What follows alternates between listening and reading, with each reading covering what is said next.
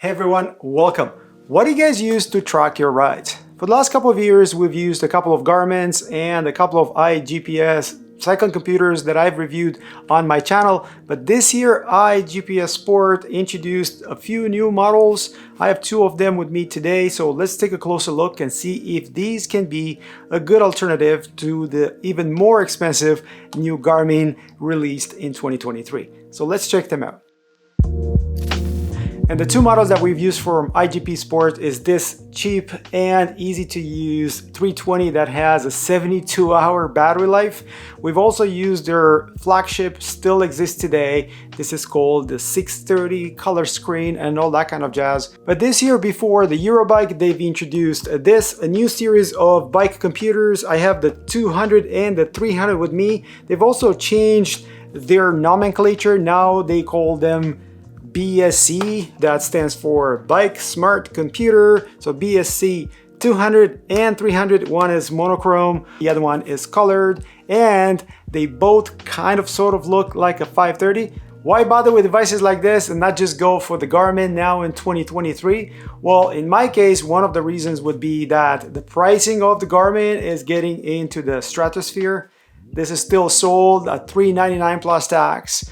The 540 is $469 plus tax. The base model, solar rechargeable, that one is $599 plus tax. That would make it up to about $700 for a cycle computer. I don't know about you, but for my rides, that's a bit ridiculous. So let's take a look at these ones and see if they can be a half decent or good replacement for a Garmin 530. The new model comes in this new, smaller box. Definitely compared to the 630 that also showcased some of the capabilities of the unit and talks about the new graphical user interface. These new ones don't give you any details like that, and if you look carefully here on the back, you're gonna see similar icons pretty much telling you what these devices are capable of. And inside, this is very simply held in cardboard. Here's the unit, and underneath you're gonna get minimalistic accessories. We're talking about a user guide and one mount. These are Garmin compatible. The color BSC300 has a 2.4-inch screen. The black and white 200 has a 2.5. You can see the slight difference in size of the screen. These are definitely thin devices compared to what they had in the past, and the units are identical in size and weight. Quite a bit smaller and lower profile than their 630, and you can see them here next to a Garmin 530 or 540. These are pretty much the same size. Their old 630 flagship came with this rubber protection right in the box, and you also have a lanyard that is branded. The new devices don't come with that. However, here at the bottom you're gonna see a place where to attach a lanyard. I actually went ahead, looked online, and I found a screen protector. Look at that rubber cover, and you have a lanyard included as well. It was only a few bucks. And as for the button layout, is identical with the old. You're gonna have power on here on the left, lap, and also start, pause. Here on the left you have OK and up and down buttons. In comparison, the Garmin has the two up and down buttons here on the left, and then you have the cancel and OK on the right. To be honest with you, I like the button layout of these devices because you have up and down and OK right here next to each other. It just makes it a little bit easier to navigate. As for the size, looks like they are close to identical. However, when I try to put the BSC and the rubber cover of the Garmin, it is quite loose, so they might be slightly smaller than the Garmin 530, believe it or not. To fire these devices up, you simply press and hold on the left side, and you're gonna see them coming up. Again, we have one monochrome and one color screen. The OK buttons here in the top left, top right, sorry. So here's my English, and here is the option to scan the QR code and get the app. Press OK one more time, and you're going to be able to set your metric or imperial.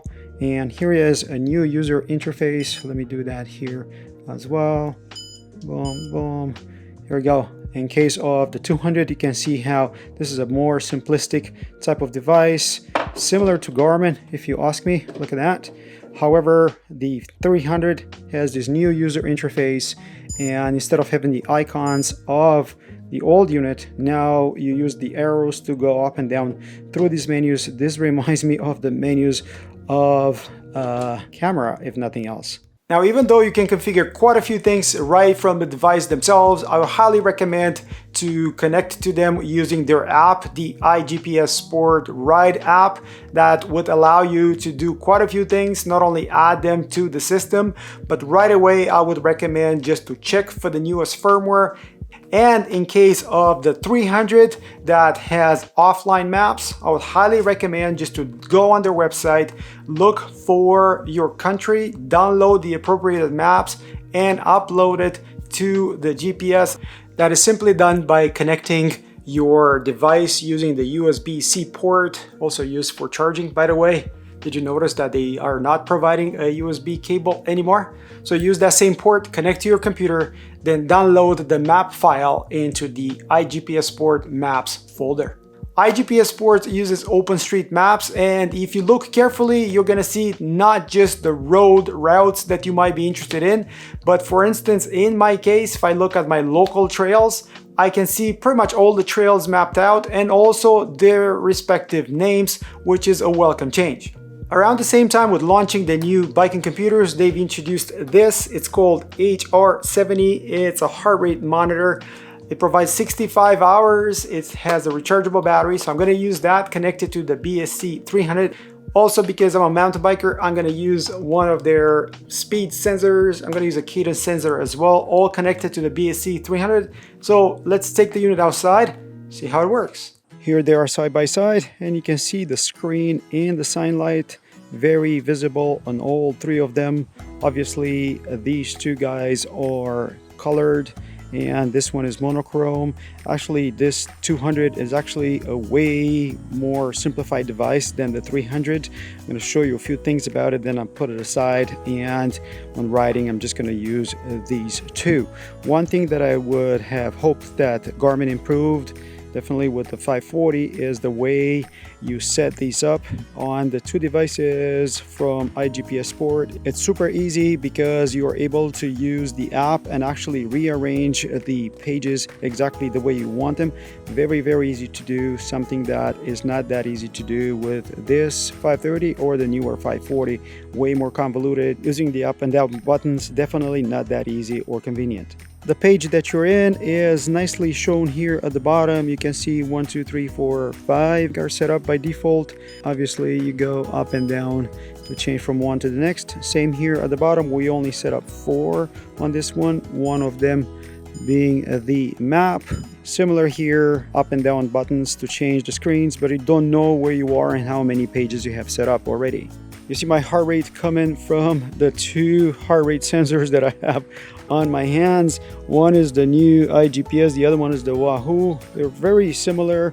I kind of like this one because it has a vibration feature, so at least when you start it, when you stop it, you can feel it. It's interesting that if you connect the heart rate monitor to the app by itself, you can do things like updating firmware, or you can change the various modes here, different sport modes as you can see, or different alert settings, or other settings like heart rate zone, pressing the buttons, power off, things like that. So pretty cool.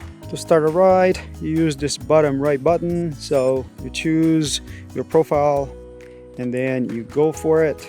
Here it is. This one is set to mountain biking. The 200 doesn't actually have a profile for mountain biking. It has just indoor, outdoor. This one didn't have it either, but I could set it up. You can customize your profile. So definitely the 300 and the Garmin are very similar in that regards in terms of flexibility and features. Otherwise, to stop a ride, you know how to do it on Garmin, and then you save it. On these ones, all you have to do is just press here, and then you can save it. It's identical on the 200. save the ride, discard it, and do all the other stuff that you were expecting from a device like this. Out on the trails, these devices perform just fine. I only wish I had a bigger one field in the middle of the screen, something that is not configurable. As usual, I highly recommend having a speed sensor if you are a mountain biker, just to help the GPS to track your distance more accurately. I like the fact that you can adjust the auto features like auto pause based on speed. That is very similar to what Garmin provides. You have a slider here where you can change it to your liking. And I like the fact that I have included maps. And you do see the mountain bike trails on the IGPSport, but if on the Garmin, you can see their names. I don't seem to get the names here, even though I can zoom in and out here.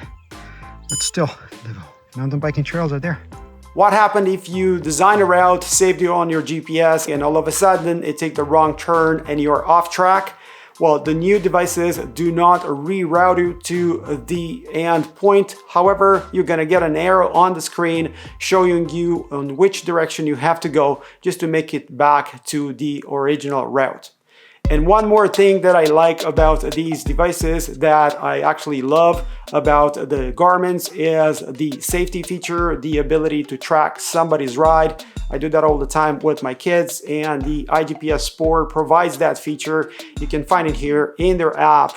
Easy to set up and share your activity with your list of contacts. As for off-season, indoor training in general, you have a section right here on the GPS, and you have some preloaded workouts that you can follow. And also, if you're interested in connecting the GPS to your favorite other apps like Strava, Training Peaks, is very easy to do. And one thing that's new, you have connectivity to Apple Health, something that I believe they didn't have in the past. So they're expanding the ability to connect your GPSs to different other applications out there. If you're wondering about SRAM access, SRAM transmission, Di2, all those tech gadgets that we like to use these days, just go into the sensor page and you're gonna see the ability to connect to things like shifters or Di2 devices and so on. So very easy to do. And one last question would be, would a device like this 300 be able to replace a Garmin 530, 540, 840, or any other Garmin out there? And the simple answer is definitely, depending on what you are after. There is 2.0 version of quite a few features that Garmin put out that obviously exist in their devices and you would not have with the IGPSport device. However, none of those features are important for me as a mountain biker. All I care about is just to keep, basic stats in front of me when I'm riding, most importantly when I'm racing, and to get a map if I get totally lost. So what do you guys think? Do you use Garmin? Do you use the new Climb Pro? Is that important for you? Do you use devices like this to save your phone? Let me know in the comments below. As you can see, these guys provide you with sensors and pretty much everything that you might need to install the device on your bike. They have multiple accessories and things like that. So I highly recommend to take a look at devices like this before you spend your hard-earned cash, that much cash, on the new Garmin's out there. So let me know what you think. Let me know if you liked the video. Don't forget to like, subscribe, and comment. And until next time, I hope to see you folks on the trails. Cheers, guys. Cheers.